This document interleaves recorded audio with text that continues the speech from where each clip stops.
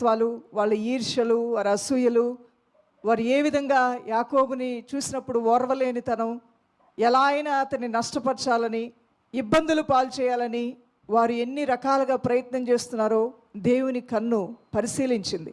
ప్రభు అన్నాడు, ఇంక నువ్వు ఇక్కడ ఉండకూడదు, బయలుదేరు. ఈ స్థితి నీకొద్దు. ప్రభువే అసహించుకున్నాడంట. ఈ స్థితిలోంచి నువ్వు బయటికి రా. నువ్వు అనొచ్చు, పాస్టర్ గారు మరి నా ఇంట్లో ఉన్న పరిస్థితి నుంచి నేను కూడా బయటికి వెళ్ళిపోవాలా అని. లేదు దేవుని బిడ్డ, దేవుడు అసహించుకున్నాడు అలాంటి పరిస్థితిని. నిన్ను తప్పకుండా అలాంటి పరిస్థితి నుంచి బయటికి తీసుకొస్తాడు.